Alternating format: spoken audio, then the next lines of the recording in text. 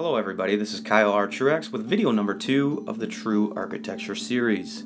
Today I am bringing you to Ledges Golf Course, my home course, hole number 2, a potentially incredibly great risk-reward par 5. This is the look from the blue tees. As you can see, it's relatively flat to hit out. And here's from the white tees, playing 519 yards. It can play up about 10 more yards. If you notice, just from the picture, you see 2 fairway bunkers on either edge of the fairway. And these are incredibly penal only for the high handicapper. And this is a problem that I have with this hole. Anybody that can clear these traps, it's only about 215 yards. They really don't come into play, except again for the high handicapper, so it makes it incredibly penal. This is a look in front of the right trap. There's OB all along the right side where the electrical pole starts. And again, this is the epitome of target golf.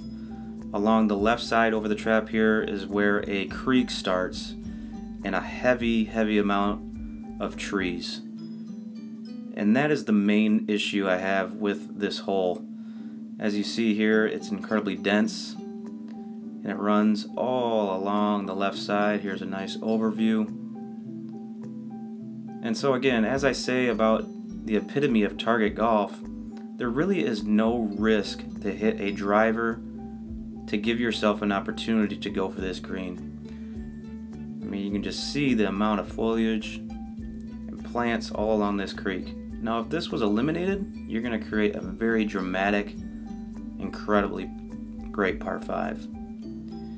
And here's the look from the 150 marker.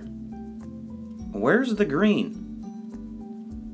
It gives you no opportunity to even go for it. This is the marker at 100 yards. Again, still semi-blocked, but it's incredibly penal with all these trees.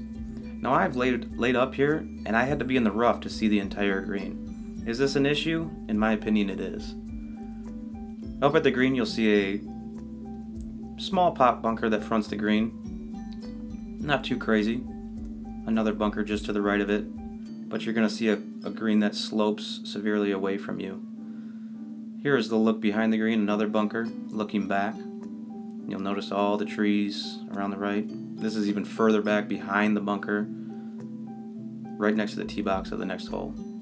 This is just in front of the green left. You'll see the creek. There is some room just to the left of the green, but I've never really seen anybody there. And again, here's the look overhead, the humongous trees that just disregard any opportunity to go for this green in 2.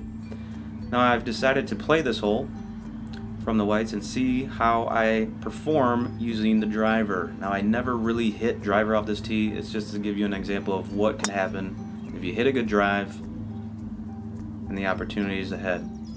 So I've hit a good drive here. I have about 210 yards. I'm trying to hit it right over the top of the trees. And as you see the ball flight, I kind of push it a little bit, but there's a slight draw. And I hit it well, and as we come up to the green, I was pretty fortunate to actually catch the bunker. Now this is the first time I've really gone for this green. I've never ever really gone for it. And you'll see my ball there. And as we pan to the right, anything to the right and over this green is all out of bounds. So again, an incredibly penal hole, given the scenarios with the trees all along the creek and along the left side. Now I've hit a really good shot, but I was fortunate that it came up in this bunker. I also would have rolled right out of bounds. Again, would I even try to go for this green? Probably not. I make a few closing comments at the end of the video here, and I'll touch on that. But I kind of have a difficult sand shot here. I have a slight downhill lie. And I'm going to hit a shot here and just looking back at what I had to hit over again. So as you can see, really incredibly tall trees. You almost have to hit a slinging hook to even get it close to the green. So here's my bunker shot. And I hit a pretty decent bunker shot. Nice little slow-mo, splash, and it trickled out. And as we approach the green from behind, you'll notice my ball came to rest about 8 feet away. Now that was a really good bunker shot, and I'm not a really good bunker player, I essentially got the ball right on the front of the green, and it trickled and rolled all the way to here. So, was it a good shot? Yes. Will that happen all the time? Of course not. If the hole was located in the front of the green, I mean, you're gonna be demanded to hit a really incredibly great shot. And here's just a worm cam view of my putt. I put a pretty good stroke on it, and it fell into the back of the cup.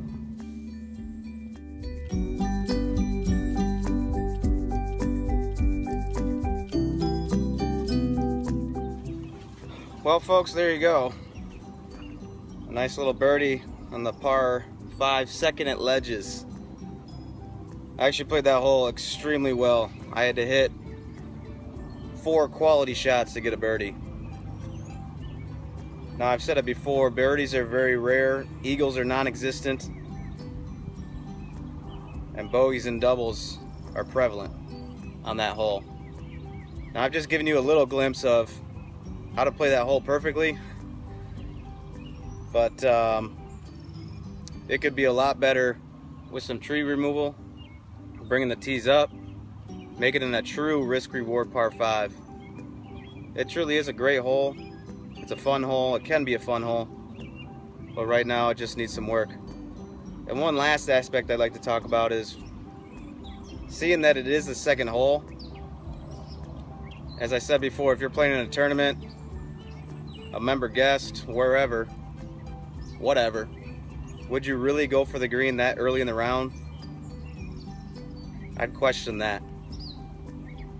Given all the trouble along the left, OB along the right, that'd be a lofty proposition to go for that green. So, given that Ledges is my home course, I have a lot of love-hate with some of these holes, the course. I would love to see the back nine switched. I've devised a routing where this would actually be the 15th hole. 15th or 16th hole, I believe. And what better spot in the round to try to salvage a round with a birdie, or possibly an eagle, or a round could completely blow up with a bogey or double, even possibly a triple. So, thanks for watching, guys. Until next time.